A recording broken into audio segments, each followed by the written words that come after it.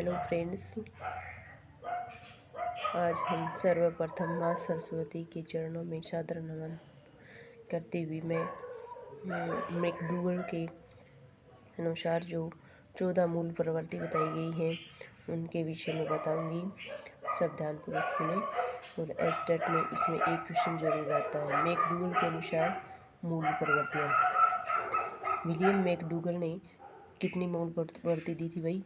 14 मूल प्रवृत्ति दी थी। कितनी मूल प्रवृत्ति दी थी? 14 मूल प्रवृत्तियाँ दी थी।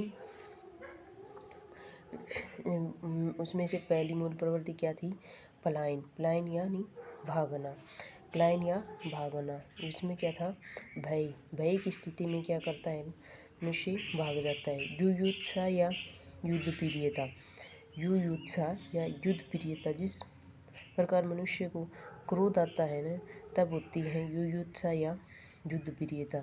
शिशु रक्षा। अगली आएगी शिशु रक्षा। शिशु रक्षा यानी वात्सल्य। शिशु रक्षा क्या आएगी? वात्सल्य। संवेदना। संवेदना आएगी शरणागति, कष्ट। शरणागति या कष्ट। संवेदना आएगी शरणागति या। अगली है सेक्स या काम। सेक्स या काम। सेक्स या क्या काम किस में आएगी? ये लुस्ट या कामुकता। लुस्ट या कामुकता। जिज्ञासा। जिज्ञासा किस में है भाई? जिज्ञासा। जिज्ञासा। जिज्ञासा का मतलब होता है आश्चर्य। जिज्ञासा क्या होगी भाई?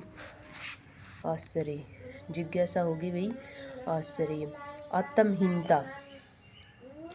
आत्महीनता। आत्महीनता का मतलब क्या होगा? अधीनता की भावना। आत्महीनता अधीनता की भावना।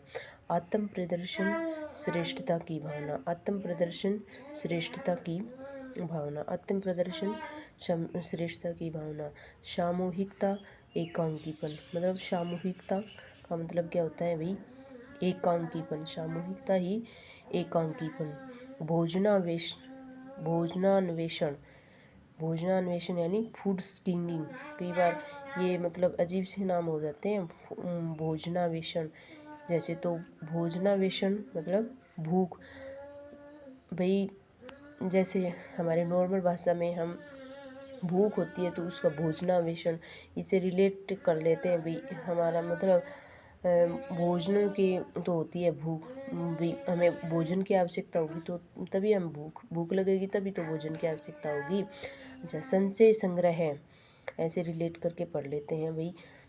ऐसे मतलब ट्रिक बनाते हैं ना, तो हमें ट्रिक भी याद करनी पड़ती हैं। तो इससे अच्छा है कि हम उसी वर्ड को कोरिलेट करें ताकि हमें क्वेश्चन करने में भी आसानी हो और याद करने में भी आसानी हो।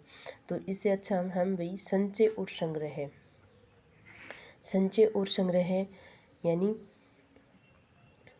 एक्विटेशन। संचय या संग्रह है, या तो आएगा इसमें संचय या फिर या संग्रह आएगा। एक ही वर्ड आएगा। ये संचय की पूछ लो या संग्रह की पूछ लो, तो इसमें आएगा इक्विटेशन। इसमें इंग्लिश में याद करो भी इसको, इक्विटेशन। इक्विटेशन एक ही वर्ड है ना। संग्रह है और संचय मतलब दो शब्द हो जाएंगे, तुम्हारे याद नहीं रहेगा तो इक्विटेशन याद रह जाएगा। तो इक्विटेशन का क्या है? अधिकार की भावना। मतलब अधिकार की भावना। अधिकार की भावना। इक्विटेशन का मतलब होगा अधिकार।